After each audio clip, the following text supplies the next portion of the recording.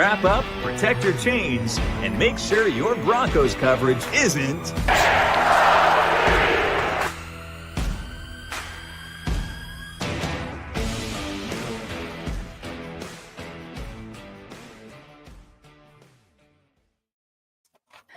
Hello, listeners, and welcome back to the In-COM-PLETE podcast, where your coast-to-coast hosts provide you with news, coverage, and opinions of all things Denver Broncos, plus anything else that's on our minds. I am Ty, and I'm joined by my wonderful co-host and best friend Kelly. Sorry, that's a lot to say now that I'm thinking about it. So, Santa delivered last week. Yes. He delivered in more ways than one. Yeah, I was worried for a little bit. Gosh, like it should not have been that difficult. But as is per custom, we are back to our winning ways, which means this podcast is a victory podcast. And so I'm gonna get it out of the way because I tend to forget when we're doing victory because we've done so many of them this year. So, cheers to finally winning on Christmas for the first time in, gosh, who knows how long it's been. Oh, what, 2011? Was it 2011? I think it was it. Maybe it might have been 2005. Oh, was it? I think it was the Titans we beat was the last time. I know we beat Detroit on Christmas in 99. But I don't know how long it's been since then. I think that was Christmas Eve. No, that was Christmas Eve we beat the Titans. So I think, yeah, since 1999 that we won a Christmas game. So, and we also, I'll talk about it in a little bit. So, and we'll get to all the other different celebrations in a bit, but cheers to another victory podcast. And cheers to you. It was 2004. And they beat the Titans 37-16 on the road. And you're right. That was a Christmas game. I thought that was a Christmas Eve game. Oh, for anyone curious, because people always ask me what I'm drinking, I got cognac in my coffee. Nice. I have whiskey, but I kind of made it into like a kind of an old-fashioned kind of thing with bitters and things like that. I just didn't have any garnish for it. So if you're like, oh, that's not an old-fashioned, sorry, I didn't have the garnish. So, cheers.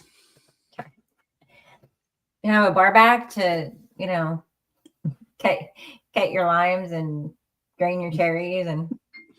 Yeah, we don't have cherries around here, and oh my goodness, really?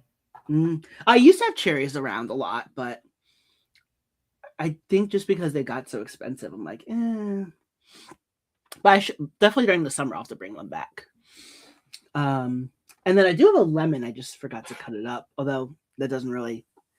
And I don't have. Oh, I think I had oranges. I could have done an orange peel. Darn. Sorry. Squirrel moment there.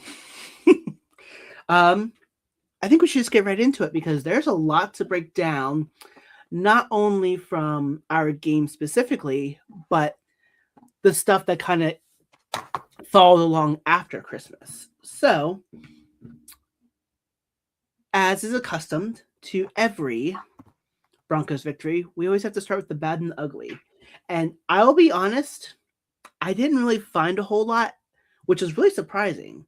And so I think I'm going to need some help from my wonderful co-host and best friend for this part. Well, I have Bo Nix's interception. See, I wanted to put that, but I felt like it really wasn't his fault because it got tipped and the Chiefs, God, I don't want to give them any credit, but it was a really good play by them. So I can't really fault him for that, but I can see why he's in there. Okay, and I have dropped passes.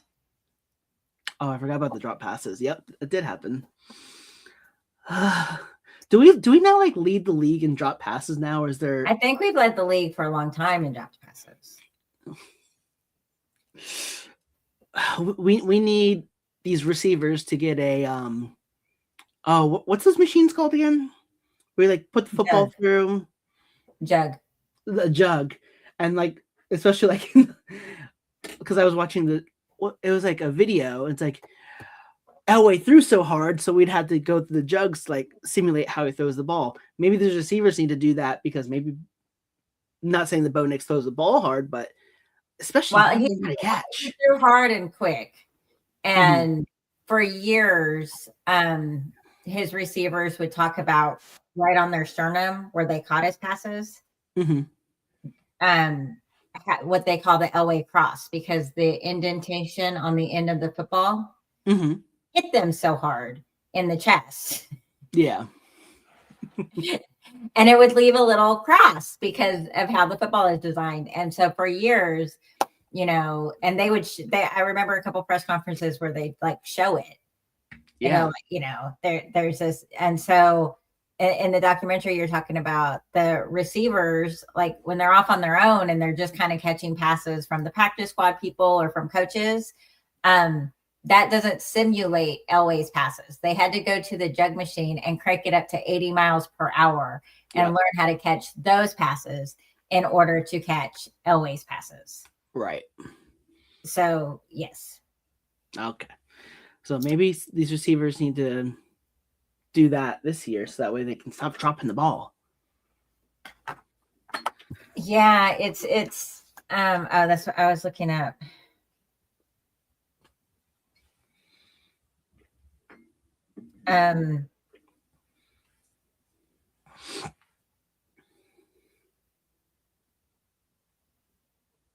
Well, actually, Cleveland has it with Jerry Jeudy. For the 2025 NFL season, Jerry Jeudy often leads in total drops. But Aaron Rodgers, Justin Herbert, and Bo Nix have top lists for most drop passes. With Nix also showing high drop percentages and advanced stats. So nice. Oh, sorry. No, that's not nice. That's bad. No, but I mean, but it again, some of the criticism of Bo Nix is not deserved because he's got a lot of those passes are dropped that should have been caught. Definitely. Hopefully that gets resolved. I didn't have any uglies, so the only bad I really had, it's kind of two combined into one. And it's our red zone offense. 4 red zone possessions. Their 4 scoring drives were, I want to say, like 12 plus plays, 2 touchdowns, and 2 field goals. And the first drive took up 16 plays, nearly all but maybe 5 minutes of that first quarter, ends in a field goal because we can't score 9 yards away from the end zone. So that's going to be a concern for me going into the postseason, because if we're only scoring field goals, it's going to be a good thing. I'll tie it in a little bit when we get to our good. But long drives, great. But you got to end them in touchdowns. Yeah, and this goes back and forth where I watch the film and I listen to what people say, and I listen to people who know more about football and playing the game of football than me. And everyone's pro this approach by Sean Payton to call very vanilla conservative games because they're promising. They are promising that when the playoffs come, that playbook is going to spring open and we're just going to be wowed and awed by, you know, what's in the arsenal. Right. Okay. But also, can we not just win a game? Can we just not like go out there and show some of it? I mean, maybe not all our hand, but I mean, show some kind of, add a little bit of chocolate to that vanilla, if that makes sense. Some zest. There, the zest. That's what I'm looking for. Add some zest. Some sprinkles. Something, if you want to say with the vanilla, like add some sprinkles, you know, put a cherry on top. Do something. So I have that it was, it was a very boring game. Mm-hmm. It really was, honestly. It was because Sad to admit. you knew the Chiefs' offense wasn't going to be able to do much.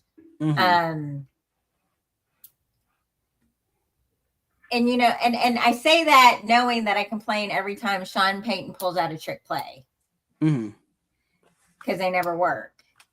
Right. But he can just show a really good play call that like gets a touchdown, or that finishes a drive, like a bullet that finishes the drive. That just, I don't know, because part of me feels like Sean Payton wants there to be fraud talk at this point. And just doesn't care how he's perceived, which is important, which maybe is the right call, but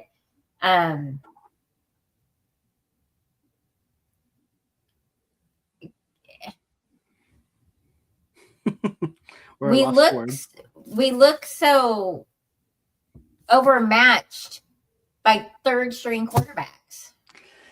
And that's actually another thing I'm going to add too, is to the bad is we got to stop playing down to the competition.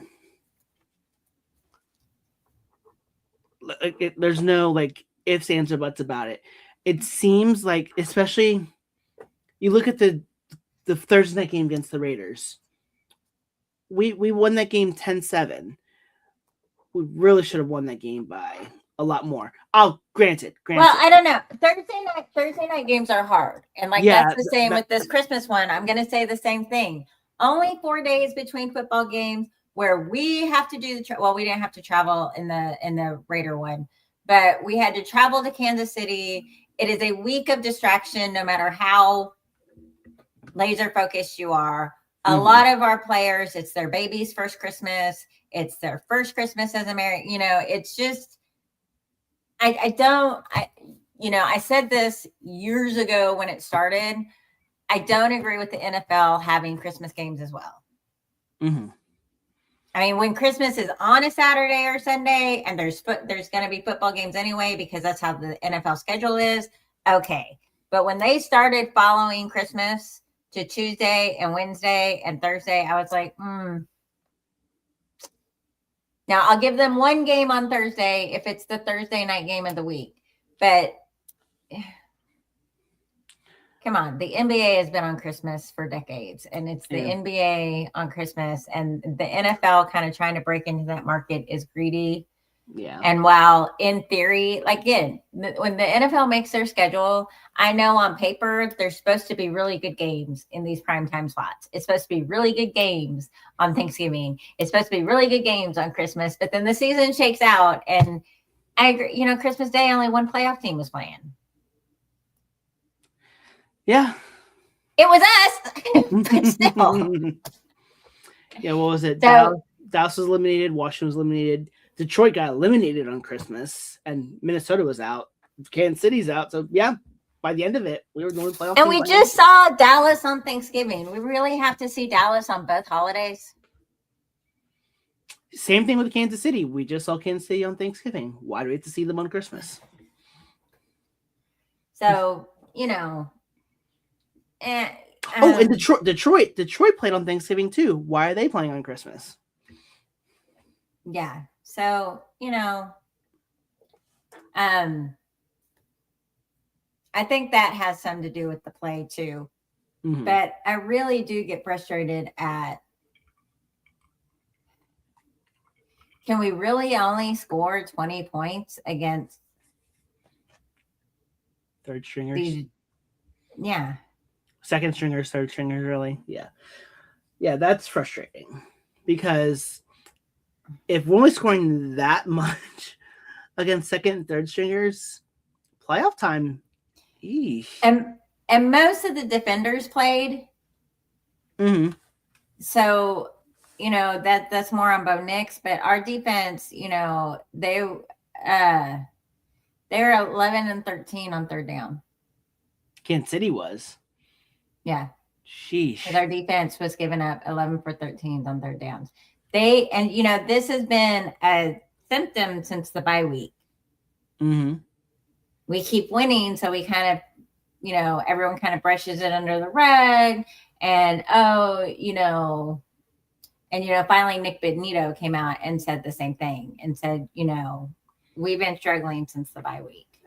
Yeah. Glad he noticed it. Well, it's helpful to hear them say it and they know it, and it's not just us fans being, armchair coaches. Right. Like we are still armchair coaches, but there's some validation when I've said, our defense the last couple of weeks, and when Nick Bonito comes out and says, since the bye week, we've been struggling. See, I'm not crazy. Well, so hopefully it gets fixed and it looks a lot better come playoff time.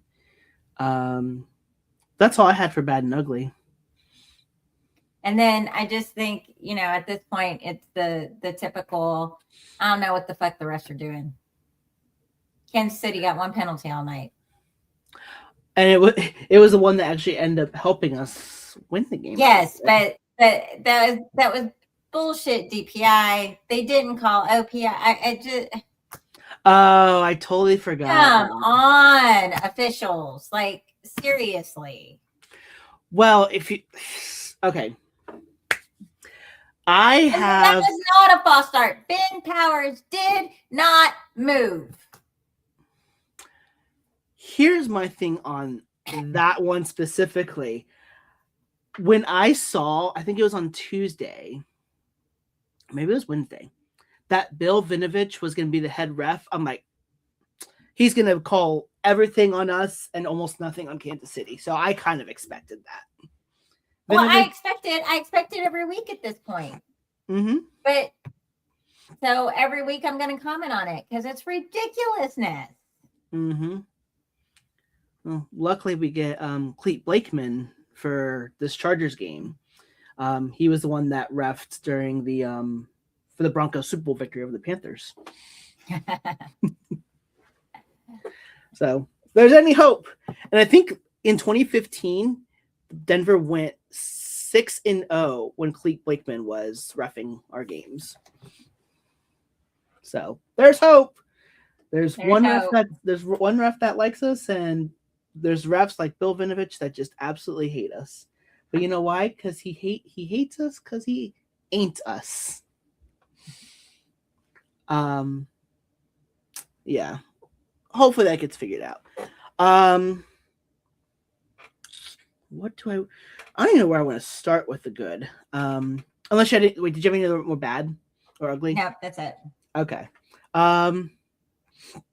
For as bad, you know what? For only having punted twice, Jeremy Crawshaw had a really good game. 2 punts, 51.5 yards average, and pinned one inside the 20. Unfortunately, that one that was inside the 20, the Chiefs returned to like the their own 45-yard line. I'm like, great. I mean, it's not on Crawshaw. It's just bad special teams coverage. But Crawshaw had a really good game. You said this is a boring game. The Broncos defense only allowed 139 yards total offense.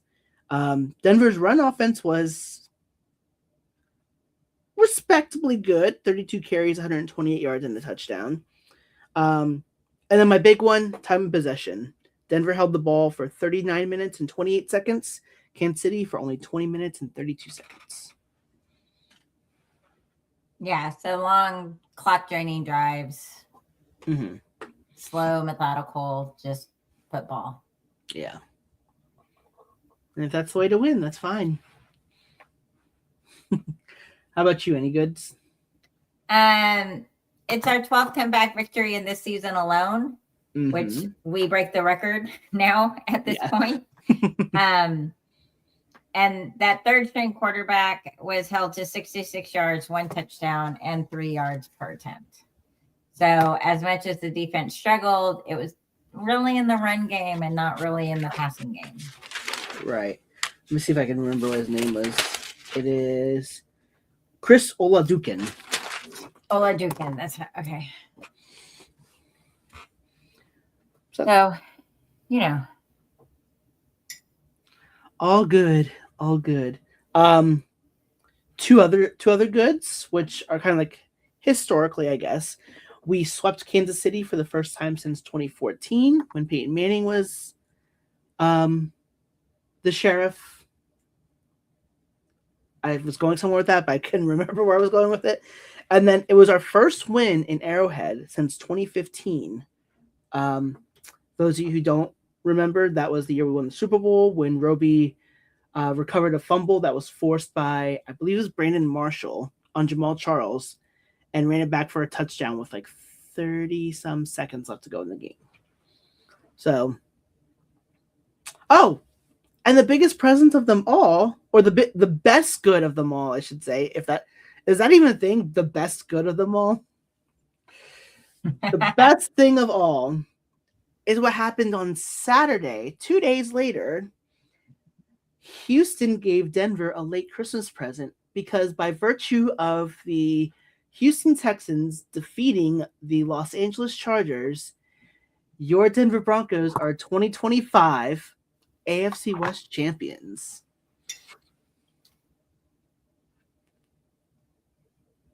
Too long between. Too long. 10 years. 10 years is how long it took. But the Kansas City Chiefs' reign is over, at least for this year. And Houston, we thank you. Not Houston, we have a problem. Houston, we thank you very much. Yeah, I really don't want to face them again in the playoffs. So, yeah, they're a little scary. I was looking at all the teams that are going to be in the playoffs, and I definitely think Houston might be the most challenging one of the bunch as of right now. So, I do not think this is a Super Bowl team. I'm very happy we're winning. I'm very happy we have 2 winning seasons in a row. I'm very happy with Bo Nix. I think he is a good quarterback, or at least he's a good quarterback with Sean Payton. I still think this team has a few steps to take before they're Super Bowl winners. We really do not have a big name receiver. I love Cortland Sutton. Don't get me wrong. I'm not bashing him, but I don't think he'd be wide receiver 1 on many other teams. No, I understand that. We don't have a true tight end threat. And again, I like our tight ends, but we don't have a big threat on third down. We don't have someone like, let's go here. And we won these games since Dobbins has been out without really a running back, without really a running game. Yeah. Now RJ Harvey and McLaughlin have stepped up, and kind of by running back by committee, we've got some good things in there. They've been doing fine, but they're not RB1s. So, and this just proves how much Bo Nix is putting on his back and still, scraping by with those wins. So it is impressive, but I can't see beating the Rams like this, or beating the Seahawks, the 49ers. The Seahawks I'm kind of iffy with, but not the Niners. Yeah, especially if the Niners get home field advantage, there's no way. Yeah. Well, I guess it's kind of home field advantage, but the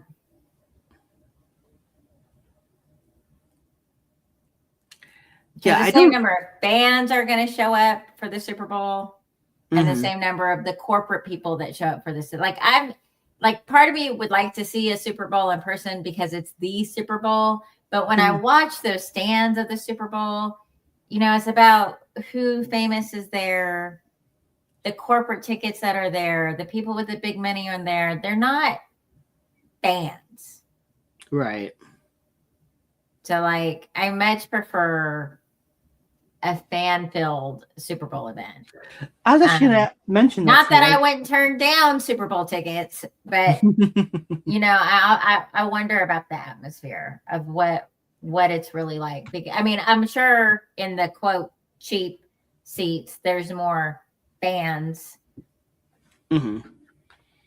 And so maybe up there, you know, it's more like a regular football experience. But, you know, it's just like Cowboy games. Oh, jeez. Right. You know, the more, you know, being at a Cowboy game for some, you know, for a lot of the more expensive part of the stadium isn't about the football. It's about being at the stadium. It's about being at the Cowboy game. Mm-hmm. And it just lends a different air to it. Yeah. For those of you that are curious, I was looking at, I'm just now looking at Super Bowl prices. The cheapest price, almost $7,000. That's why I put cheap. Yeah. That's why I put cheap. Cheap. There's one section that's going for almost $20,000 for just one ticket. So one day. Not today. Yeah, not today, not next year, not 5 years from now. I think that it's like almost taking out like a whole year's worth of rent just to go to see the Super Bowl. Maybe 6 months. Of course, it depends on where you live.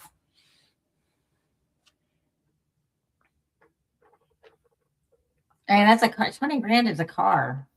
Yeah.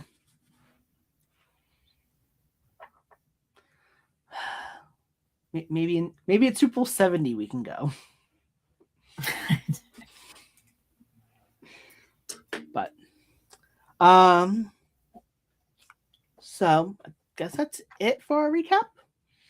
That's all I got. Yeah, that's all I got too. I mean, it was just a very boring game. You know, the outcome, you know, when Mahomes went down, we kind of thought we had this victory, and then Minshew went down, and it's like, oh, how can we lose? Yeah.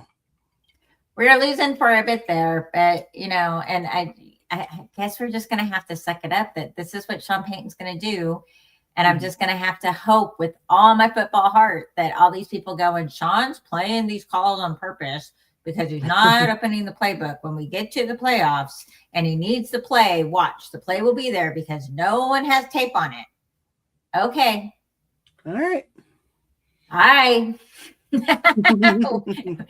We'll see. We will see how that really goes. Right. Speaking of, that's the hook to hang my hat on, I guess. Very true. There's something I did want to bring up because we actually never got a chance to talk. About it. So we got that loss that we were talking about, like, we don't want to go into the playoffs on this long winning streak. So now that loss has happened, what's our confidence scale in how far we get? If that did I even word that right? It's going to depend. I think we win our first playoff game. Okay. So our second one, I'm going to have to see who it is. Yeah. So by virtue of that, if we got the home field advantage, you're thinking we win the divisional round, but the championship game might be a little dicey. Well, it depends who it is. Right. I'm sorry, I should say depending on who it is. Yeah. Okay.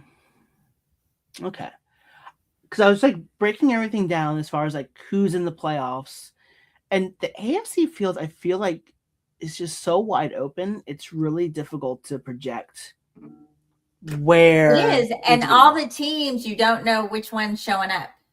Exactly. Like the Jags have had very bad games, but then they have really awesome games. You know, the same with the Chargers. There's some games it's like, do they know they're playing a football game? And then there's some where they're just dominant forces of nature, and you're like, oh, they're in our division.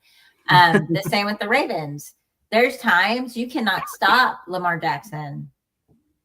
Or Derrick Henry. And what he wants to do by pure power of will, he scores points. Mm-hmm. And then there's times he doesn't throw anything but interceptions. Right. Excuse me. So, the same with the Steelers. I mean, the Steelers and the Ravens can't, like, it's like they're playing hot potato. You take it. No, you take it. No, you take it. Like, Aaron Rodgers just lost to the freaking Browns.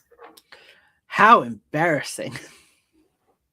You know what I mean? Like, just lost. I mean, the teams are just so, like, the teams are inconsistent. Mm-hmm. And while people say that about Bo Nix, like, we're pretty consistent. We're gonna beat you by one score somehow, right. Some way.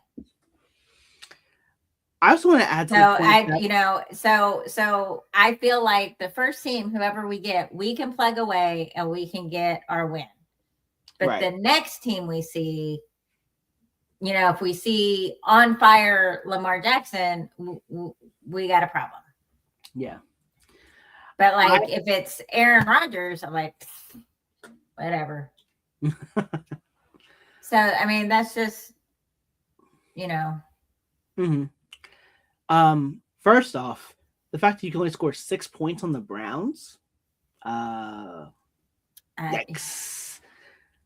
And then secondly, like, breaking down all these playoff teams.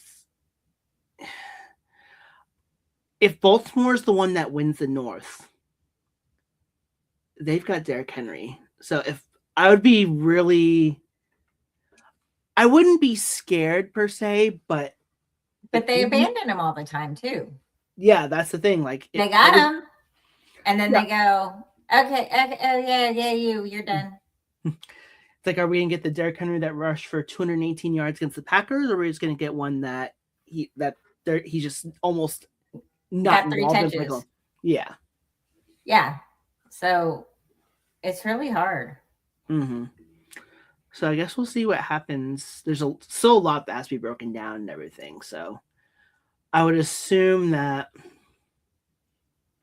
the highest seed that we'd probably be playing is whoever wins the AFC North, and if they win their playoff game. And then the lowest seed we'd play is, I think right now, Buffalo is the 7th seed. So, and that's another one. You can get Buffalo, who scores 40 points, or you can get Buffalo, who scores 12.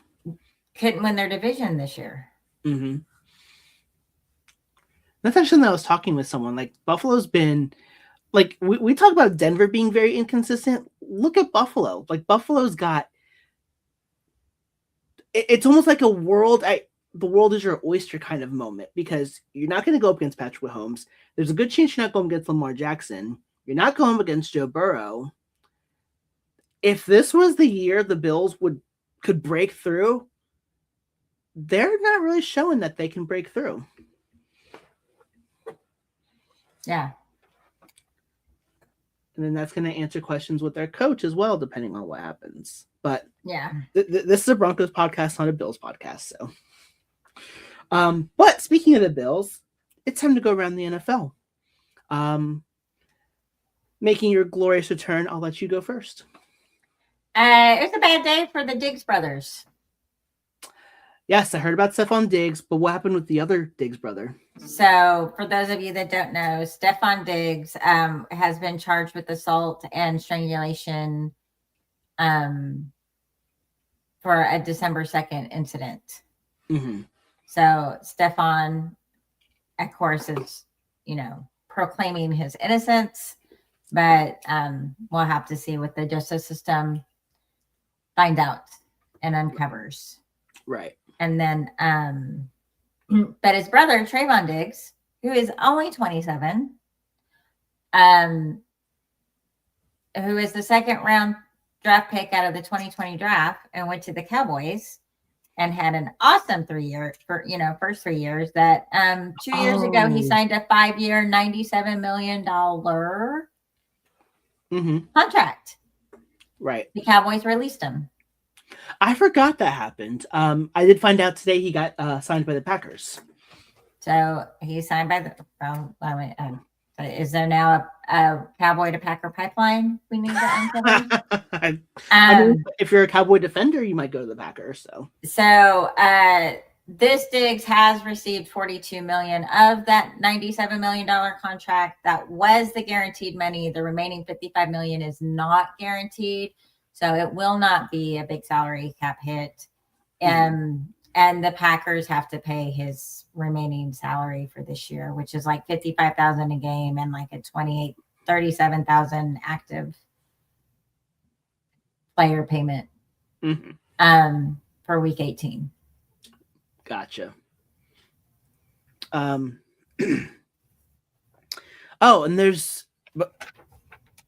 actually let me do my reaction to that real quick. So the Diggs one is very interesting because I also will tie into the fact that I don't know what's going on in Boston, but there was another player. Let me just read his name real quick. It was Christian Barrymore. Just today was announced. They announced that he has been I'm gonna read the story just so that way I'm not misinterpreting the information here.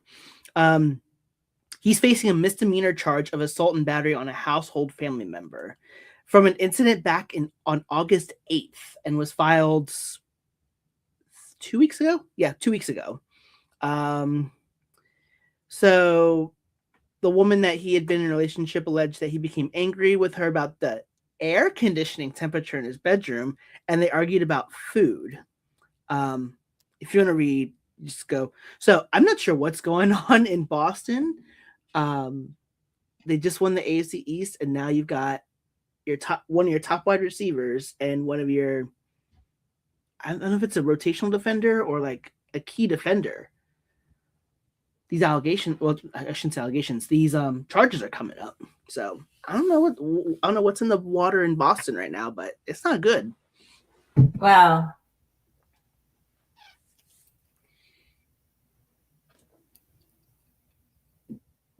they're slang about men from Massachusetts where they're called massholes.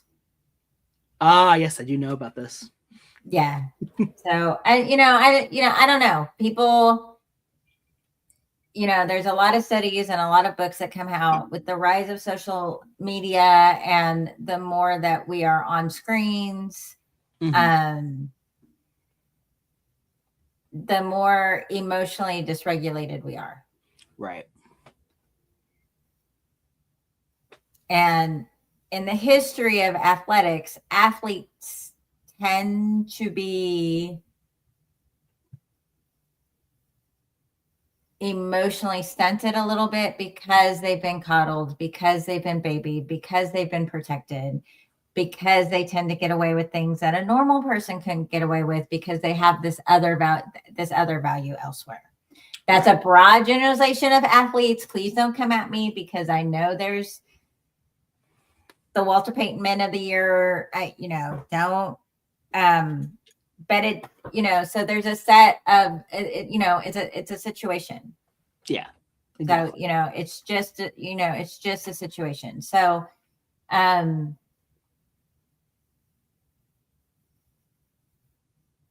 think this is probably the most angriest people are. People are angry people are so quick to anger nowadays.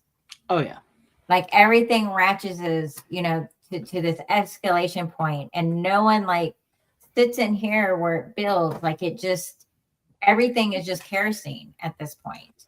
And there's lots of theories to why, but with athletes, again, broad generalization, you kind of get away with stuff. Right. And people do what you say, and you're surrounded by yes people because you are the famous one with money. So I don't know if he's hungry and his woman didn't make him a sandwich and then she didn't adjust the air right. His sense of entitlement is just a sense of entitlement. I don't know that has anything to do with Boston per se. But there's serious emotional dysregulation in just the human population at this point. Oh, absolutely. Absolutely. Excuse me. Speaking of emotions, and all this anger and everything, I'm going to transition to the lighter side of things for my around the NFL moment. Okay. Oh, I don't know if you had anything else to say. So the Indianapolis Colts, great first half of the season, not so great second half of the season. But there was a really, and I will tell you this, like, I can be a very emotional person, which you do, which I know you know. But there are very few times where something will bring me to tears. This is a story that actually brought me to tears. So there is I think they said he was 9 years old, a 9-year-old boy. His name's Mark. He was born without the ability to hear, so deaf, and he has a rare brain malformation that affects his speech and his mobility. But I'm telling you, if you saw him, like, he's like got the brightest smile in the entire room. No matter what, and his mom even mentions, no matter what he's gone through, he always has a smile on his face. His way of communication is through ASL. For those who don't know, is American Sign Language. I want to say it was his grandparents, I'm pretty sure I read or listened to, gave him and his mom tickets to the Broncos. Oh my gosh, the Broncos. It wasn't the Broncos. The Colts versus Raiders game. I was going to say Colts Broncos. Like, no, that was a couple weeks before then. So for the week 5 Colts game against the Raiders, the Colts did get word. Mom went on social media like, I want to make my son's first NFL game a good experience. So the Colts got word. He got to go on the field pregame and like hang out with some of the players. Someone from the Colts organization told the mom that, hey, we're gonna bring a cheerleader over because she knows some American Sign Language, and the mom was like floored. So this Colts cheerleader's name is Morgan McLean. So she minored in ASL interpretation, learning it from, I think she said it was her aunt, and like when she went to college, she fell in love with it, and so she minored in American Sign Language interpretation. And I tell you, when you watch the video, the fact that Mark was so happy to see someone else signing, like completely like made his face light up, and he was dancing and happy and all that. But the story didn't end there. It was a couple months later, like it was actually a couple weeks ago, with the help of Morgan McLean. Mark later on got gear from the Colts, including his own personalized jersey, a football signed by Jonathan Taylor, his favorite player. And from the story, Morgan and Mark are really good friends. And actually, what I'm going to do is, if there's anyone watching this episode, the link is actually going to be in the comments if you want to watch this, look at the story. But you mentioned about how the world's always angry and everything. And so I'm going to counteract with, in a world where there's been so much hate and divide among others, seeing and hearing the story brought a few tears to my eyes. Yeah, it's a sweet story. Yes. And I loved every minute of it. It kind of gives me that confidence that there are good moments out there in the world. So for those of you who are interested, you can look at the comments or just search up. You can pretty much search it up on YouTube. It's a quick 5-6 minute story. So trying my best not to cry right now. So my bad. So I figured with all the news going on, I figured sharing a very lighthearted story would be good as we transition into the new year. But with that being said, it's time for our game of the week. What do you have, Miss Kelly? No, I forgot to do one. Oh, it's okay. Are there any left that matter? Yeah, I went with the Seahawks and the 49ers.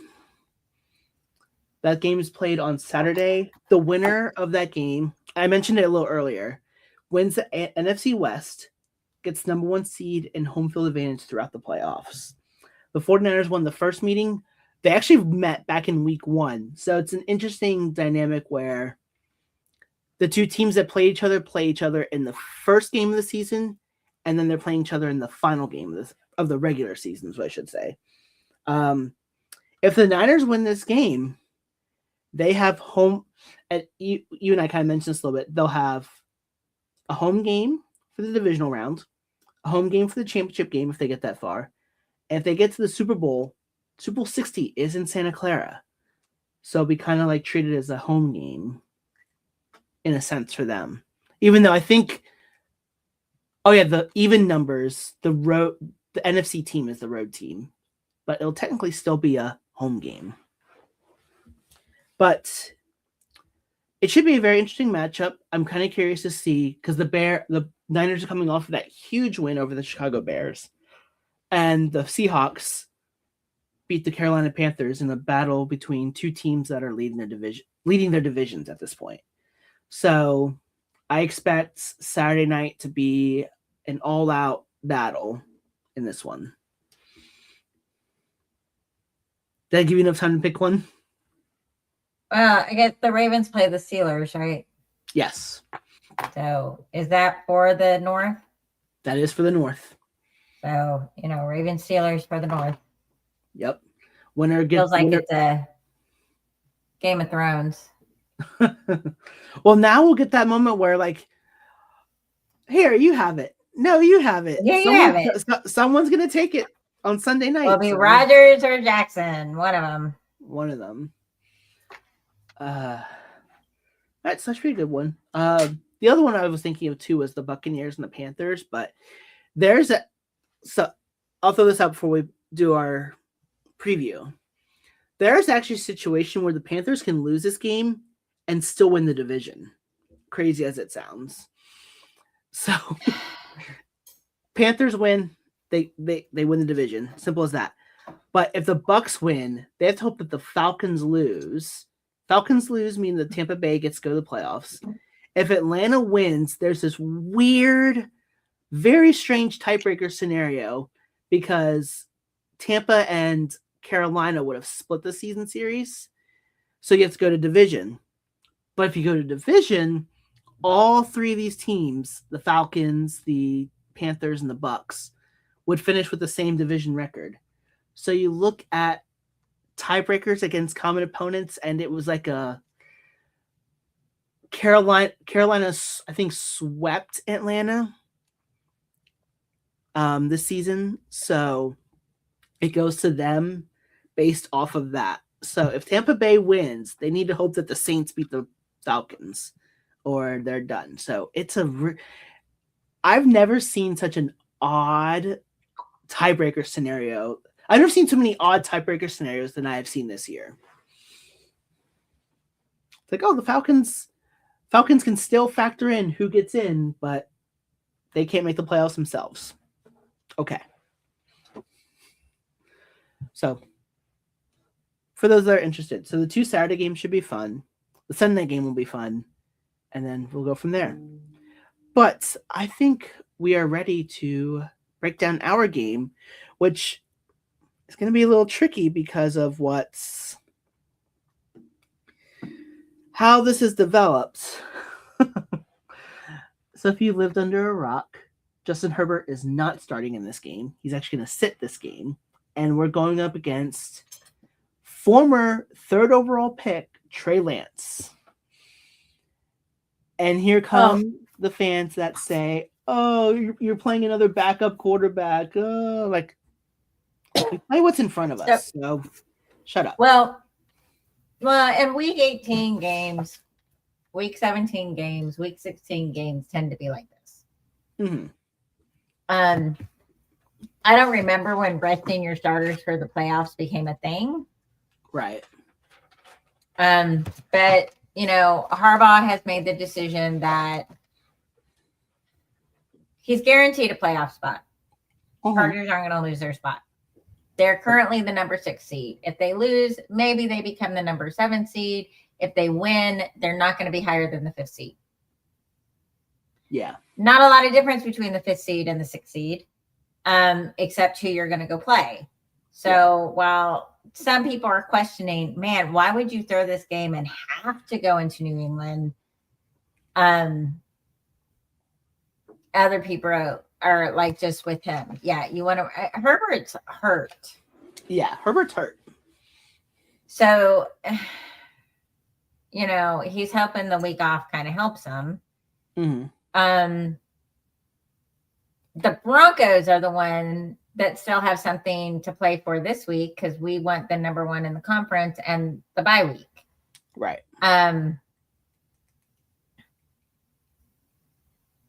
So we got to go beat Trey Lance. The Chargers O-line is not very good. Yeah.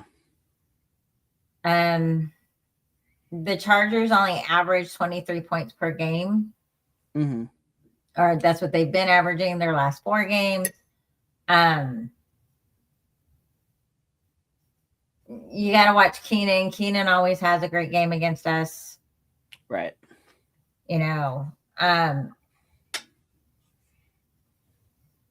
But they don't have a huge running game. It's decent, but Herbert most times has the most rushing yards in the game. Mm-hmm.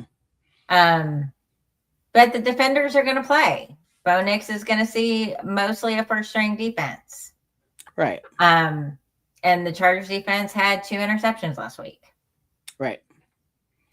So, Houston didn't run away with it. Houston struggled against them early.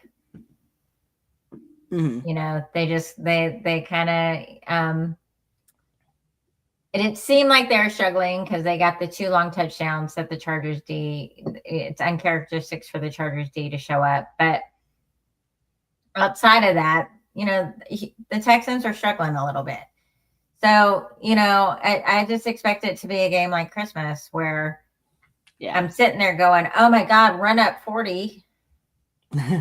Score 40. And Sean Payton, is calling the 920-second bubble screen without blockers. Yeah. To lose 3 yards and make it 2nd and 13. But then RJ Harvey runs for 15 and okay, well, we got a first down. Yay. So I would like to see my dominant Denver defense kind of get right and come back and do whatever they're going to do, and not look so non-scary. Mm-hmm. And I expect the same out of Sean and Bo that they've given all season, no matter how much we're looking for explosive and fireworks and fantastic. And I don't think we're going to see. I don't think he's going to call it. Yeah. Probably try to play a little. And I think also, with that being said, sorry, I'm probably covering my mic here.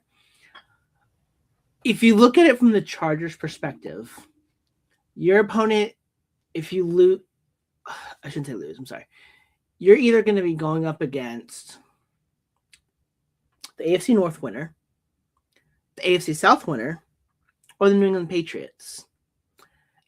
And if you can get Herbert healthy, there's a good chance that they probably win. Although the Jaguars did. Oh no, they lost to the Texans too, so that'd be interesting to see.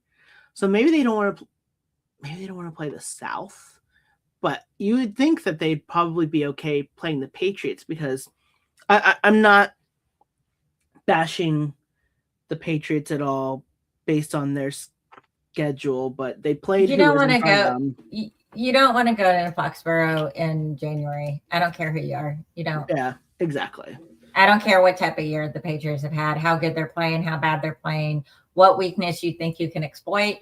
Foxborough in January is not the place you want to be. Right. Period. Kind of the same thing with maybe Denver. Like you don't want to go to Denver in January. You don't want to go. No, to, people don't want to come to Denver and play at altitude for the playoff games. Mhm. No, they don't. Mm-hmm. Even Brady lost 2 He lost. AFC championships there. Yep. So, yeah. So I think when it comes to January football, like especially if you travel to a cold weather stadium, that's Well, not and going to bitter be. cold. Foxborough is bitter cold. Mm-hmm. Denver's cold, well, cold, don't get me wrong, isn't bitter. Right. Pittsburgh. And I can't explain it. And I don't know the real weather terms for it. But the bitter cold of Foxborough is different than the very cold of Denver. So you're cold, you're at elevation and stuff like that. But, going to Indy in that dome, I don't know that matters. Right. Minnesota in that dome doesn't seem as scary. Detroit in the dome doesn't seem as scary. Yeah. Lambeau. Oh. That would be rough. A place where something called the Ice Bowl was played? Yeah. Mm-hmm. Come on. Well, I guess fortunately for these NFC teams, they don't have to travel to Lambeau this year since they're locked into the 7th seed. So no, and the noise, Arrowhead, yes, it has the cold, but the noise of Arrowhead, the noise of Seattle, the noise of Denver, those are things that do affect the players, and players have talked about it. Mm-hmm. Absolutely. Coaches have talked about it. So actually, you even think about it, you have the Patriots and the Broncos, who both haven't been, well, especially Denver, has been in the playoffs in 10 years. Could you imagine what a home playoff game is going to be like for them for the first time in 10 years? How loud that stadium's going to get? Well, and hopefully it stays loud because we will probably fall behind in the game. And then have to rely on another fourth quarter comeback. Well, I'm just saying, but yes, I mean the Bronco fans are famous for being loud and being all in on their team. Right. So like I know there are bandwagon Bronco fans. I know there are bad Bronco fans. I know there are negative Bronco fans, but the reputation Bronco fans have are being front and center in the cold, being loud, giving their all, being part of it. And it is often the number one, if not number 2 reason players like to play in Denver. Right. And, there's a lot of talk about how, especially this season, with the rise of podcasts, with the rise of sports shows, with more ex-Broncos being in the media, they are all still Broncos. Mm-hmm. Absolutely. They are all still the team being there, Broncos country. TJ Ward broke it down on the gridiron one day. It is just environment. Dobbins talked about it. That yes. The fans showing up to training camp, and they're not there to see one person. They're there to see the team. Mm-hmm. They're there to support everybody. And how much he likes it. And, how, oh, no, I was meant to be a Bronco. It just took me a long time to get here. So there is something about being the people that create that environment for players that, I take great pride in. Right. And, we have also booed every single first quarterback we've ever had. You're just going to have to take those lumps and get used to it. So, it's just,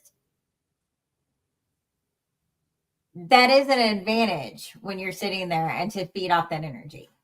Absolutely. And it's not to say that the Viking fans, aren't as loud or aren't as great. It's just other players, other coaches talk about being in Denver, and it's not their preference. Agreed.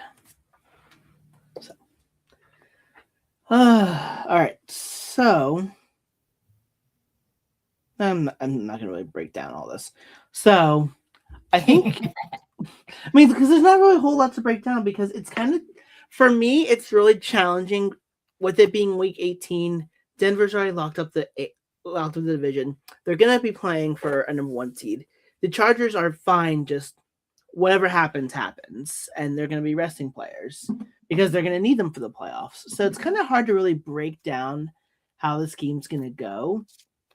In a sense, the only thing I really wrote down was that RJ Harvey, I think, could be an X factor because if he can get going and get his confidence up a little bit, that's going to bode well for us going into the playoffs.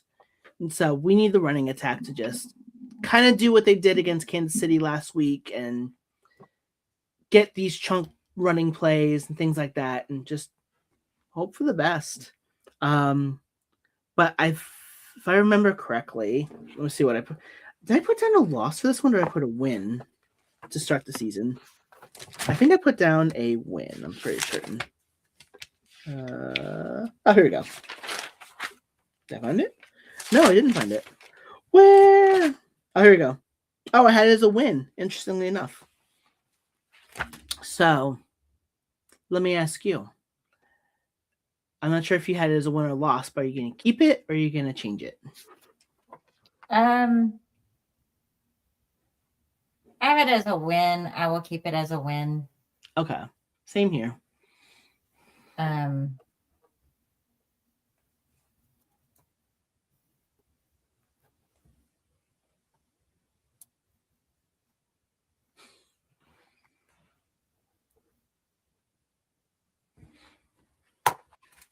That's it. Cut dry. Let's go. Again, I think it'll be a boring win. I think it'll be a win like KC. Yeah. Where most of the game, it's like, what are we doing? Why can't we just put the game away? Why can't we just come out the gate with our hair on fire, score 30, and then coast the rest of the game? But it's just, Sean Payton has made it painfully clear that he's not going to call a football game like that. Painfully clear. Yep. All right. All right. So I was looking for older predictions. I predicted 11-6. So either we finished 13-4 or 14-3.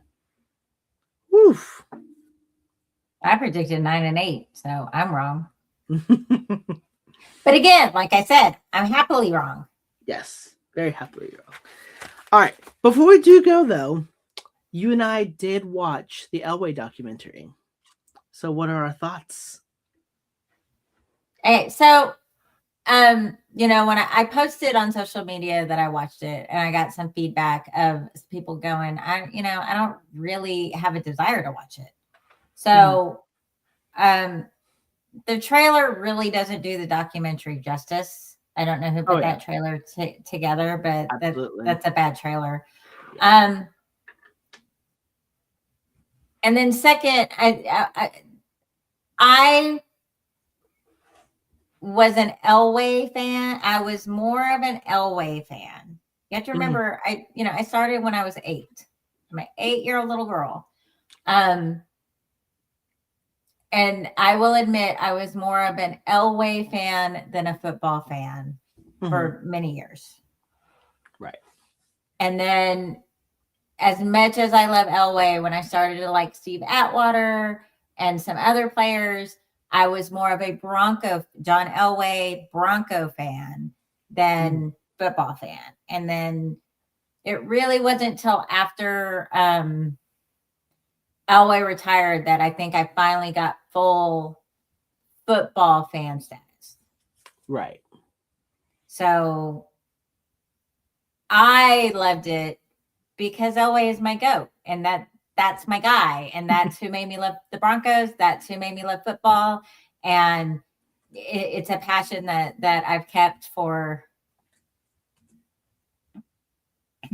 a long time now, decades and decades. Where now I'm at this point where I can't see a life without football in it. I don't understand people who don't watch sports. Like I've come full circle from nothing else to do to no, there is nothing else to do but this football game. So I admit it is a standard format for a sports documentary. It reinforces what you know. and it validates your opinion that you've already formed. Absolutely. And I've already formed the opinion that Elway is the GOAT. There's nothing in this documentary that takes that away. It is done very heartwarming. It's through the lens of a story of perseverance. I'm a little disappointed because there is no deep dive into the controversies or like on-field consistencies that he went through. Ah, yes. So there's not a lot of insight or new information or nuanced commentary given. But it's very moving. It's a solid nostalgic trip of, yes, this was my childhood. I remember him in this football game. I remember, he never made it to a bowl game as college.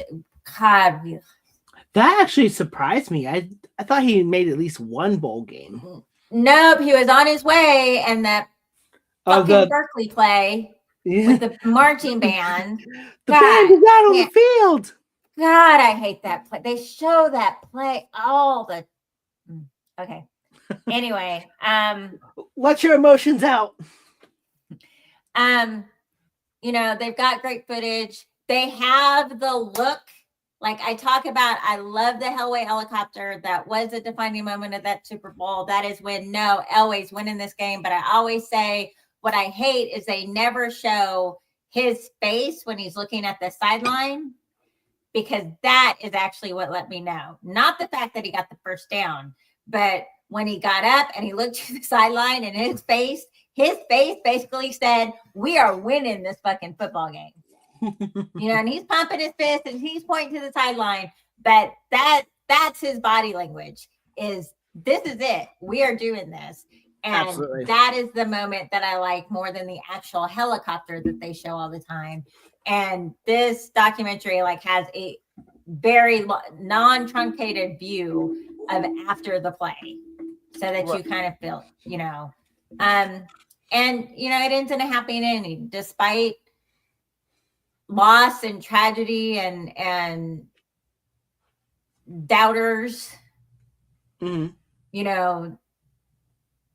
Elway seems to have found peace, and he's off in Idaho to go live, off to live happily ever after. So I wish there was more that I didn't know in it. Like that's what I wanted to watch it for. What don't I know? But apparently I've been a very good stalker of John Elway, and I just know everything. I was happy to see his ex-wife Janet commentary, and she doesn't seem overly bitter or upset, and just was like, this is what it was like, and we didn't survive it. So and I forgot his all black wearing era when they kept showing the flashbacks, and he's like in the black mock turtleneck and black slacks. I'd forgotten that era of his life. But it's back. So, and I'd wish there'd been a little more nuance in some of the analysts provided, but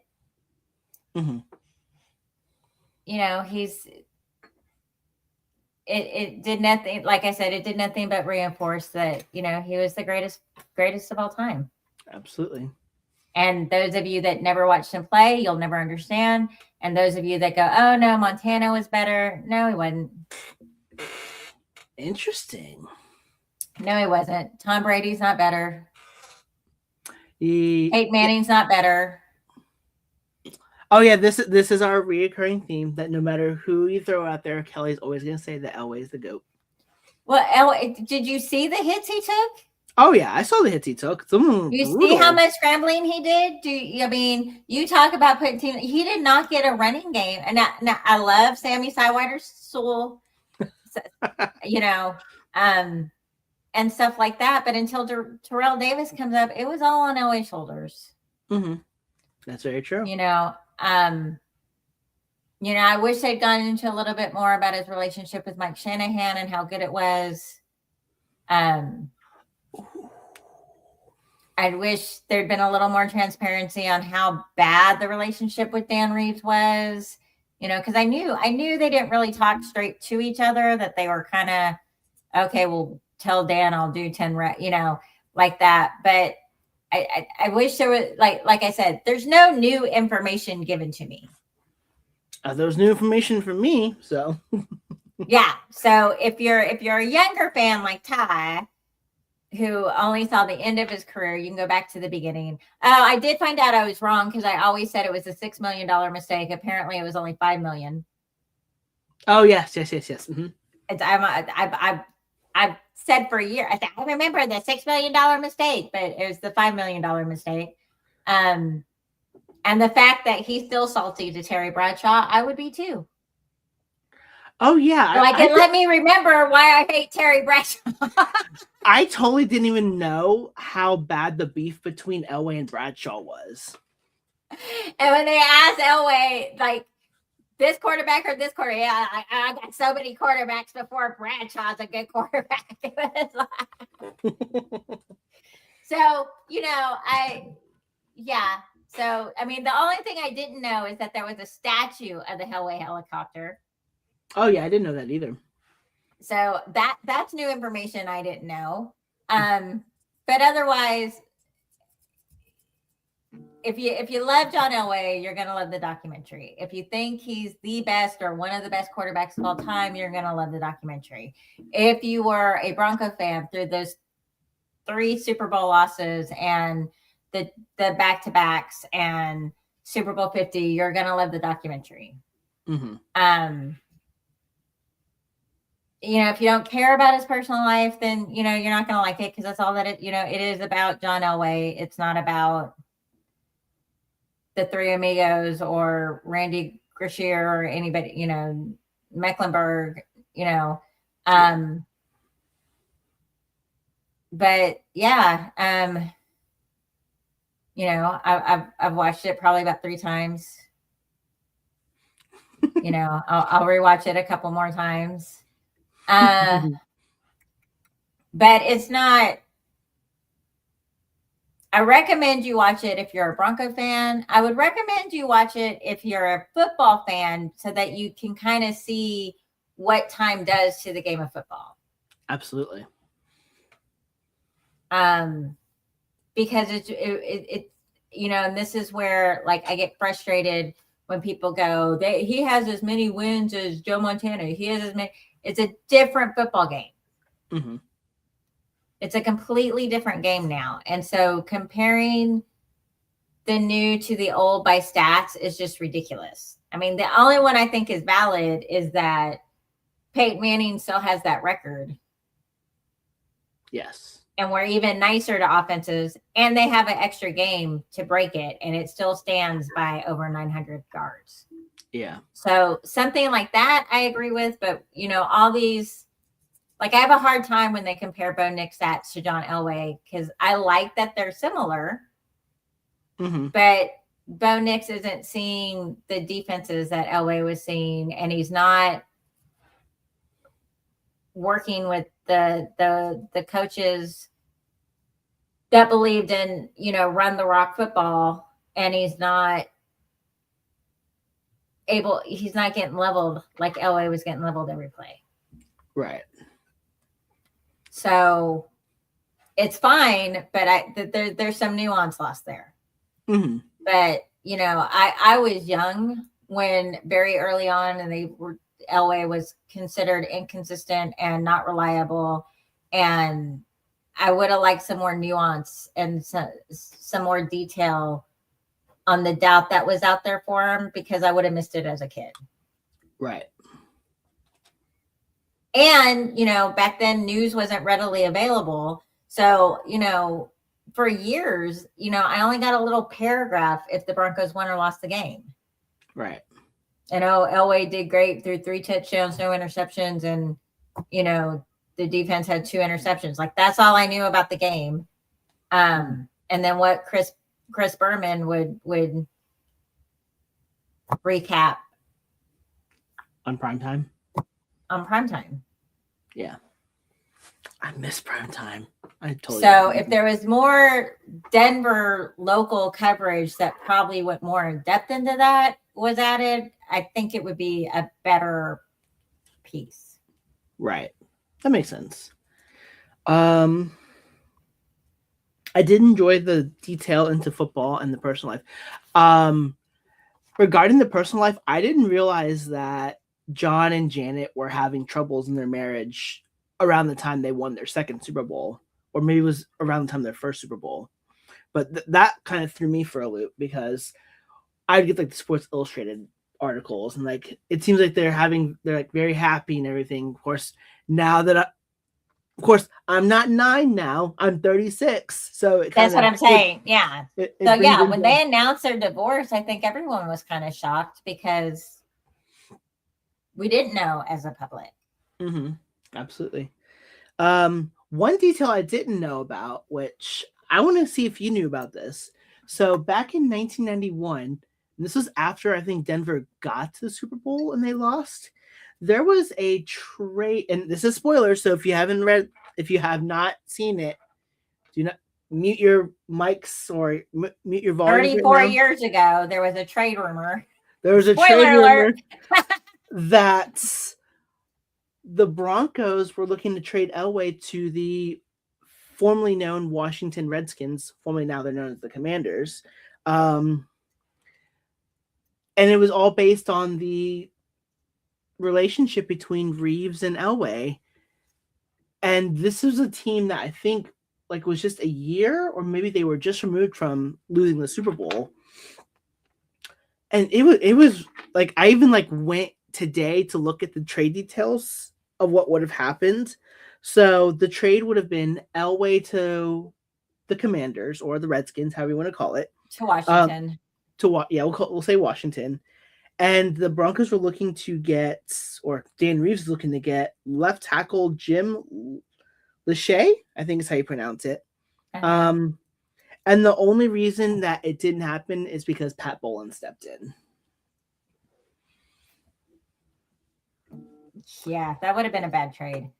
But that's how bad the relationship between Dan Reeves and John Elway. Yeah, that kind of opened my eyes to it.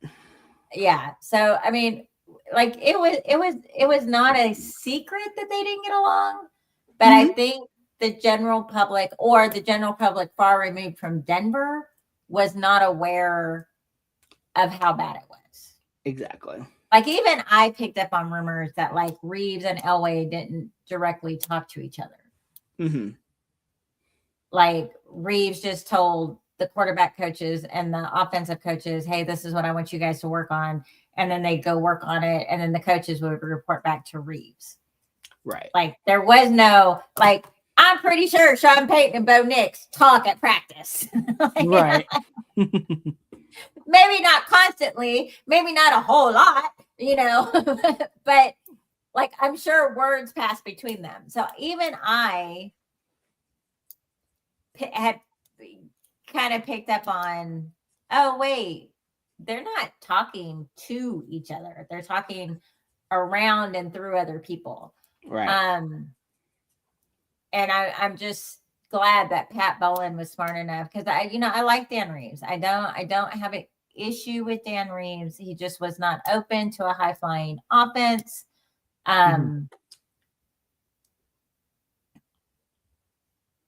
But between Dan Reeves and John Elway, you have to stick with John Elway. Oh yeah. And I think that was made apparent because I think the following year was when the Broncos fired Dan Reeves. Yeah, you can't. And if whatever it is cannot be handled and it cannot be squashed, it's, and I remember that Sports Illustrated cover of Dan Reeves telling Elway to grow up and Elway saying good riddance. Like I probably still have that magazine floating around somewhere. Find it. But yeah, they just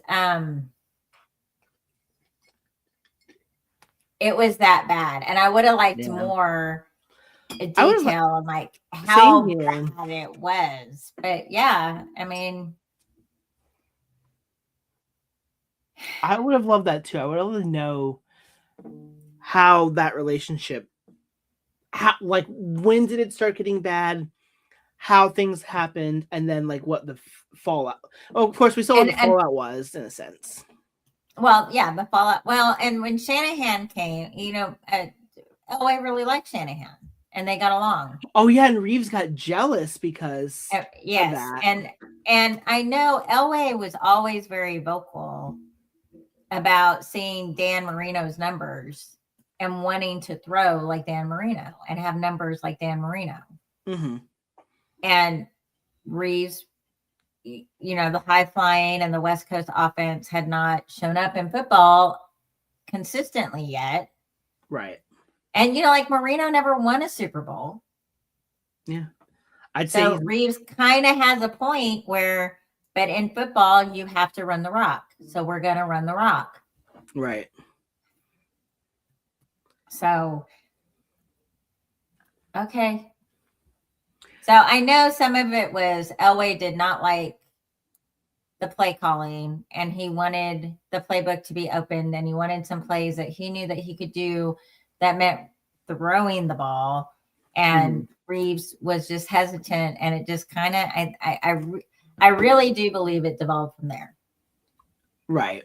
Because there's only so long you can respect a coach and like a coach and get knowledge from a coach, but there's only so long before the coach has to listen back. Right? We know that as teachers. Yes. Right? I know more than my students. Mm-hmm. I have the knowledge to give them. But when they communicate that I need to do it this way, sometimes you have to let them. Right. Absolutely. But it was a really good day. Oh, sorry, go ahead. Oh, yeah. So I just feel like that's that. And if it was more, then it was more. Mm-hmm. But I really think that was the root of it, that Elway at some point was like, he has to listen to me too. It has to be a two-way street. And I don't think it was. Absolutely. So I'm pretty sure he was pretty happy when the Broncos beat the Falcons, led by Dan Reeves. So, well, no, okay. So sorry, I shouldn't say happy, but well, I think so, because it again proved it wasn't just John Elway who lost those Super Bowls. Mm-hmm. Elway's blamed for losing those Super Bowls. Like that, Elway couldn't win. I mean, the narrative wasn't Dan Reeves can't coach a Super Bowl. It wasn't that the Denver defense isn't good enough to step up and help win a Super Bowl. The narrative, the headlines, the stories, the sentence uttered over and over and over and burned into my brain was John Elway can't win a Super Bowl. Was Reeves the coach for those 3 Super Bowls? Yes. Okay. For some reason I thought he... Okay, no, now that makes more sense. Okay. I got... Now the picture's clear. Yeah, so why didn't Reeves get any flack for not winning a Super Bowl? Because John Elway was carrying that team and everyone knew it. Mm-hmm. And it was John Elway that was criticized for not having the clutch gene, for not getting his college team to a bowl game, for not being able to put away a win, to not, but he was carrying those teams. And so in the sense, he gets all the glory, but he got all that blame for years. Mm-hmm. Listen more if you want to know an accurate breakdown on how things went down. Well, but that's just, that's what, because I did not live in Denver. And I was a huge Elway fan. I was a huge Bronco fan. And I was a girl who was a football fan.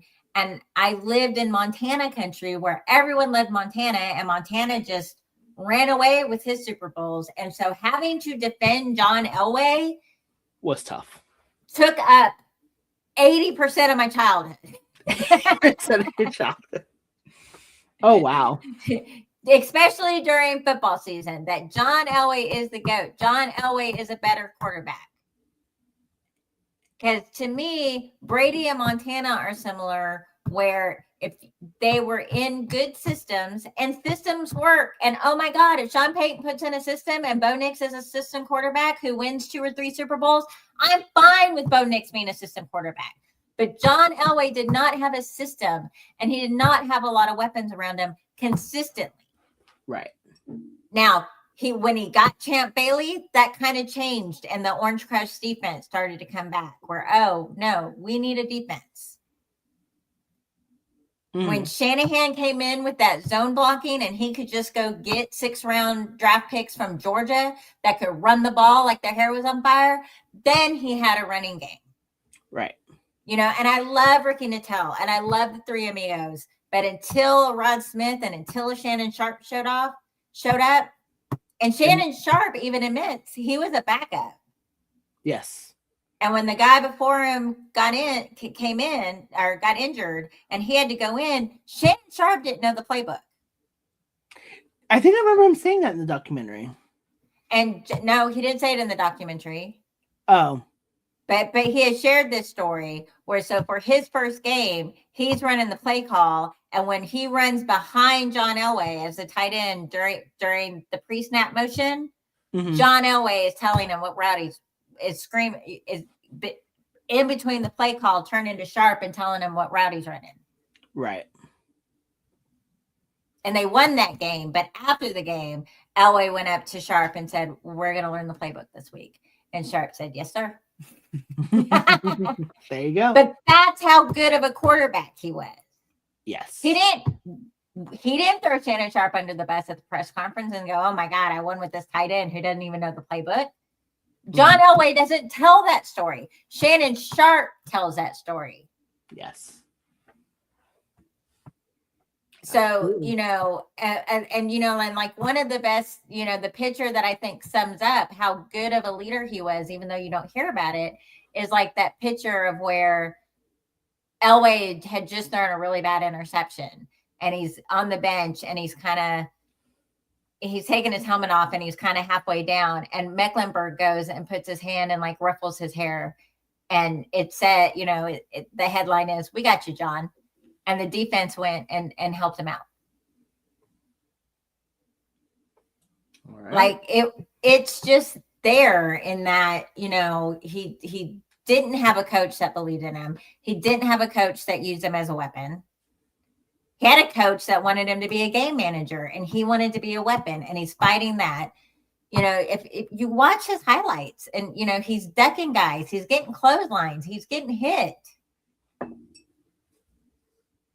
You know, where, you know, now, oh my God, your body weight went on the quarterback. That's 15 yards. Oh my gosh. Oh, wow. Oh gosh, that made me so mad in that game. Wow. Why did you have to bring that up? That made me so mad. Well, I'm just saying. And, you know, and stuff like, you know, and like, I like what Rod Smith says in the documentary. This is from the documentary, where he says there have been millions of drives in football. Mm-hmm. There is only one called the drive. The drive. And then, you know, and that's what it is. And so that criticism for years, and it came at me from the press, from Sports Illustrated, from USA Today, from ESPN, and from adolescent boys, was that Elway was lacking in some way, and he wasn't, and he's not. Mm-hmm. He is the GOAT. And you can compare him to Montana, but Bill Walsh and Montana and that West Coast offense dinked and dunked, and without Jerry Rice, and without Ronnie Lott, and without who the fuck was their running back? Sammy. You said Sammy something? No, the Niners, the Montana's running back. Oh, shoot. Without all them, you know, and they won 4 Super Bowls, but 2 of them were against the Bengals and 1 was against the Chargers. Right. Come on now. So, yes, this is what started my tombstone joke. Roger Craig? Yes, Craig. That's it.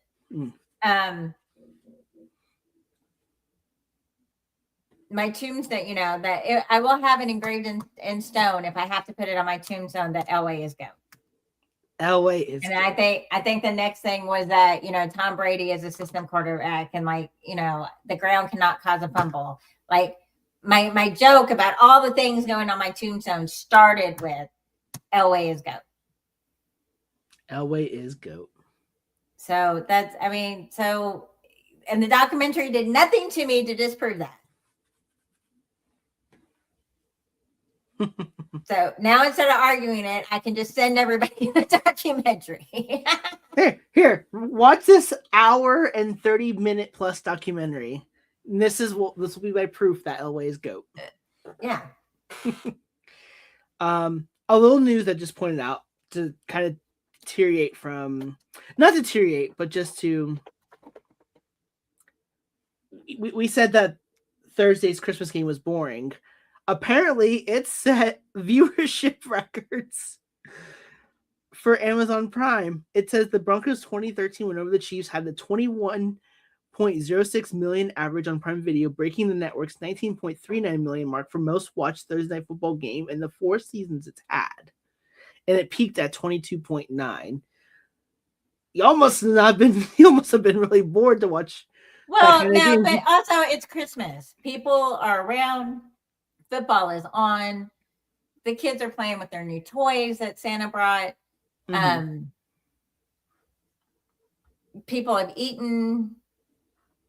They're waiting for pie, maybe. They have the next day off. Yes. It's a different set of circumstances. That's fair. Completely fair. So it still wasn't the freaking Bear Niner game. Right.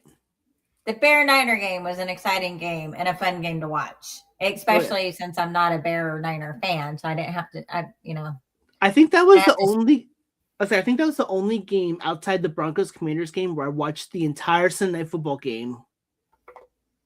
Like I watched the entire game without going to do something else, or I kept it on the TV the entire time. I never switched into anything else. Right. So see, that's a game that should break viewership records. Mm-hmm. But Sunday night, people go to work on Monday. It's a late game. Oh my goodness, watching football this week in the Central Time Zone, I was like, God, my game's not over. How do y'all watch football so late? I didn't do it for 22 years. Imagine what I went through watching that Broncos Commanders overtime game. I want to go to bed. I completely understand. And so, but how quickly I've adapted to the Pacific Coast. The Pacific and Mountain have the best times when it comes to watching football games. Any sporting event, actually, as a matter of fact. So except that the East Coast broadcasters and reporters go to bed, so they still only talk about East Coast games. That's their fault. So, but man, I would love to live in Mountain or Pacific time. So, I hope to join you someday. I think that's it. I think that's all we have. Yeah. I think we talked about that document. We were good. We had an hour. That was perfect.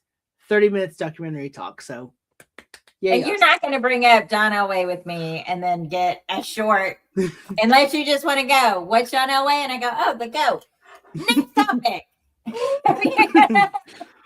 Who's the GOAT? John Elway. All right. Next topic. Yes. Otherwise, like I said, 80% of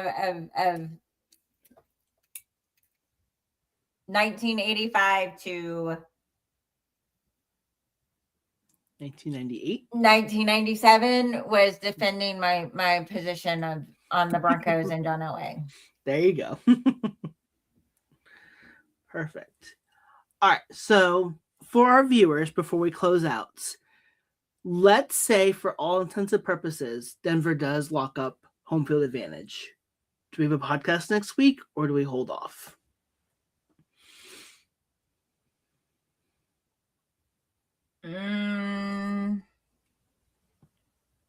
Let's hold off so that we can talk about who they are going to play. Okay. Because if they lock up the first round, we don't know who they're going to play. We don't have a game to preview. Right. We would just recap the Chargers game and then maybe around the NFL, and that'd pretty much be it. All right. So keep that in mind, Broncos country. If you don't see us next week, that's because the Broncos locked up home field advantage throughout the playoffs. So we're going to take that time to figure things out and see how the wild card round goes. But if for some odd reason we end up playing in the wild card rounds, we'll be back next Wednesday. I don't know. I think we advanced to the divisional round, to be honest with you. But on that note, we'll keep you updated on all social medias, which we're about to talk about, because Kelly, would you care to close us out? Yes, as always, you can find me on X at I Love to Leave. You can find me at TieFlyGuy15. You can find us both at the same time. At in_com_plete_2. Because there's two of us. That is also how you can find us on Instagram. Mm-hmm. All those DMs are open for song requests, challenge flags, guest requests, topic requests, questions, comments, and or concerns. Our only request is, if disagreeing, please be respectful and always keep your clothes on. Yes. However, if sliding into the DMs is not for you, then we have an email. in_com_plete@outlook.com. And oh gosh, where am I going? It's been a while. Okay. Oh, that's right. So we are live every Wednesday. I just realized I never put the banner on the entire time. I am slacking. Here you go. There's your banner. So we are live on. Oh, I forgot to change the banner anyways. Like, share, subscribe, turn notifications. We go live every Wednesday at 9:15 my time, 8:15 Central, 7:15 Mountain Time, which is where most of you are, and of course 6:15 Kelly time, which I'm envious because we have the best sporting. She has the best sporting views and can still go to bed on time. My only request is that you. Oh, I lost it. Oh, if you are unable to watch at the designated time, and it was kind of weird this week because New Year's Eve, we're not going to be available at 9:15, 8:15, 7:15, 6:15. Or if there's any time like you just can't watch because there's school, you have work the next day, we're always available audio version, or you can watch us back again. But audio version is always available 24 to 48 hours after every podcast. This week will probably come out on Friday, but that is always on Apple, Spotify, iHeart, basically wherever it is you get your podcast. My request is that you leave a review, give us 5 stars, but I understand if you don't give us 5 stars because there are times that we're not everyone's cup of tea. At times, which I'm sipping right now, we are a shot of whiskey. Or cognac in your coffee, or if it's early enough, a mimosa. Absolutely. Bloody Mary, a violet sake, a gin and juice. I don't know what. We just know that sometimes you don't want alcohol, and that's fine. Because sometimes it's fine if you don't want it. That's fine. But it does help because if you don't tell us what you'd like to see changed, because we love doing this, and we're going to keep going until the end of time where we decide to retire from podcasting. But if you don't tell us what you'd like to see changed, we can't help you. and we're just gonna keep doing our own thing. And like, oh, I hate these guys. I don't like this podcast. It's because you didn't tell us what you wanted changed, so that's on you. And that's all there is to it. But one final thing. If you're watching this, or when you're listening to this, hopefully you're listening at a time where you're home safe. It is New Year's Eve. So our biggest thing is that, please, for the love of all things that is good, do not drink. Do not drive. Because that's not a good Do not combination. drink and drive. If What you I drink, s- don't what I drive. If you said do not drink, do not drive. Oh, I meant to say drink and drive. My bad. I thought something was off when I said that. Do not drink and drive. There we go. If you drink, do not drive. If you're the driver, do not drink. Exactly. I think that's where I was going with that. Yep. You know, this is always our message. There is Uber, there is Lyft, there are cabs. Most bars on New Year's Eve have numbers to call. Just stop being ridiculous. It's not safe to operate a motor vehicle if you've been drinking. Just admit it. You are not the exception to that rule. Keep yourself safe. Keep everybody else safe. Yes, and I did retweet something earlier this morning, or this afternoon. DUI, $10,000. Funeral, $15,000. Uber, $10. Be smart tonight. Be financially responsible too. So, Yes. however you just want to put it. Well, I mean, just it's just silly, and not just don't drink and drive. Don't get high and drive. Mm-hmm. Absolutely. You know, Don't drive impaired. Don't drive impaired. Yeah, just be impaired. Party however you want to party. I'm not passing judgment on how you party. Just don't go do something dangerous and stupid afterwards. Absolutely. You know, you guys have watched us for 11 weeks in a row. Take drinks while podcasting. We're safe in our homes. Neither one of us went driving afterwards. I have drank plenty on New Year's Eve night. That's not my plan tonight. I didn't even buy myself a little bottle of champagne like I meant to today. You know, I will have Coke Zero, and I'll probably be asleep long before freaking midnight. But I have drank plenty on New Year's Eve. We've had a designated driver, or we're sleeping, or, you know, we've gone to a party somewhere where the hotel is nearby and we're walking back. It's not worth the jail time, and it's not the risk of being injured, paralyzed, or death isn't worth whatever drink you're drinking. I don't care how good your drink is. Drink. If you live where it's legal to get high, you know, again, no judgment, but then you can't drive. That's it. Be smart. Yeah. Like, I've had celebrated plenty of New Year's Eves where that night I either got an Uber home or to the hotel, or I stay there because and especially because there was a scary situation. Sorry, little story. Where I hadn't drank yet, but I was driving to go see my friends for New Year's Eve, and I didn't witness it, but I saw a very gnarly car crash, and that kind of made me think, like, why are we, of course, they might not have been drinking or driving, but just that was a wake-up call. Don't do it. Just don't do it. So, you know, be smart. Have fun, but be smart. Yeah, have fun, but be smart. That's where we're going at. But with all that said, we thank you all for a wonderful 2025. We still have at least one more episode to go into the new year.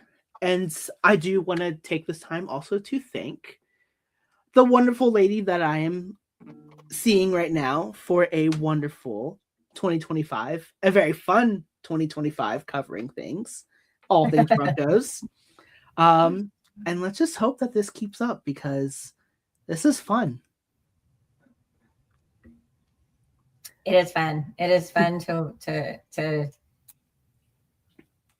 yeah. It's hard. That's it. It has been a hard 10 years as Bronco fans, but I've known many of you for the 10 years. We've been in the thick of it together.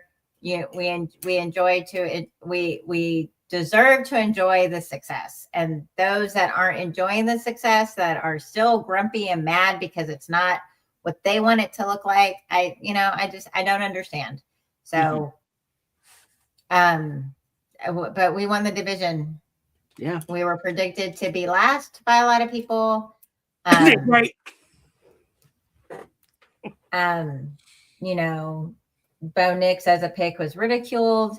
I like the joke that everyone's throwing out this week that Bo Nix has already won the division. Herbert has not.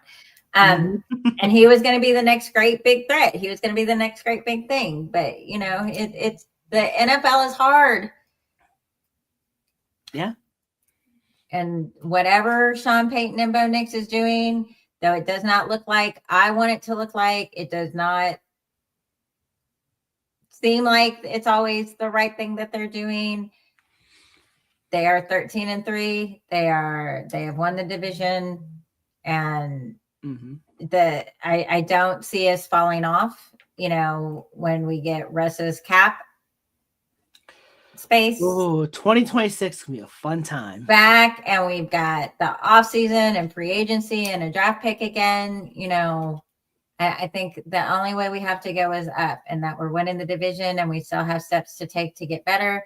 If we take those steps to get better, I think we're going to be a force to be reckoned with for a long time again. So thank goodness. I'm here for it, because the last 10 years have been hard. Without a doubt. But we will see you all sometime in 2026. Next year. Yeah, next year. But with all that said, and until then, and until next time. Go Broncos.